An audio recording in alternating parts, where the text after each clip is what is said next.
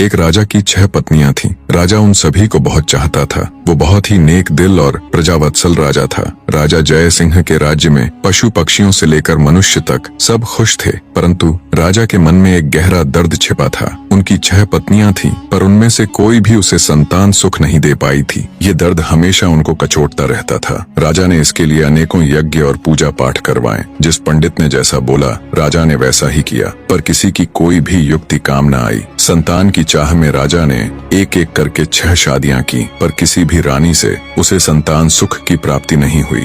एक दिन राजा जय सिंह शिकार के लिए जंगल गए। वहाँ एक मृग का पीछा करते करते वो जंगल में दूर तक निकल गए। मृग तो भाग निकला, पर अब राजा भूख और प्यास से व्याकुल हो गया। तभी राजा के कानों में पानी के बहने की ध्वनि पड़ी। ध्वनि सुनते ही राजा की जान में जान आई। सोचा, जरूर आसपास ही कोई पानी का झरना है। भूख न सही, कम से कम प्यास तो मिटेगी। राजा ने ध्वनि की दिशा में तेजी से अपना घोड़ा दौड़ा दिया। जल्द ही राजा की आंखों के सामने एक बड़ा झरना था, पर जब राजा झरने के पास गया, तभी उसके कानों में एक स्त्री की आवाज पड़ी। अंधे हैं क्या? दिखाई नहीं देता एक लड़की स्नान कर रही है। भूख प्यास से व्याकुल राजा ने उस तरफ तो ध्यान ही नहीं दिया था। लड़की की आवाज सुन राजा चौंक गया। उसने तुरंत अपना मुंह फेर लिया और बोला, क्षमा करे देवी, मैं इस जंगल में बहुत देर से भूखा प्यासा भटक रहा हूँ, जिससे विचलित होने के कारण मैं आपको देख नहीं पाया। इतना कह राजा मुंह फेरे ही वहाँ से कुछ दूर चलकर खड़ा हो गया। कुछ ही पलों में वह लड़की स्नान से निवृत्त होकर राजा के पास आई। उसने सूखे वस्त्र धारण किए थे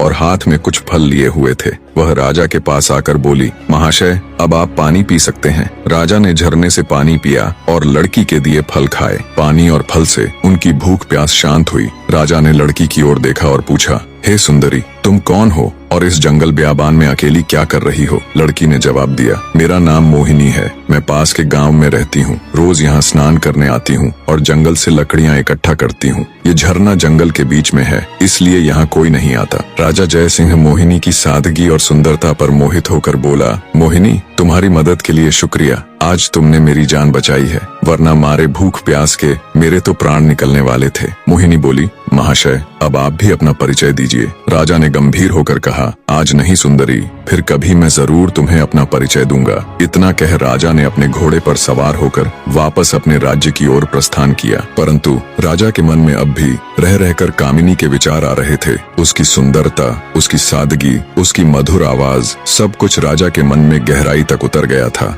महल में लौटने के बाद भी राजा के मन में वो ही सब चल रहा था। राजा को समझ नहीं आ रहा था कि 6 रानियों के होते हुए भी वह उस अनजान युवती के प्रति इतना आकर्षित क्यों है। कुछ सोचकर राजा अपने भरोसेमंद वजीर गौरीनाथ के पास जाता है। बने रहे।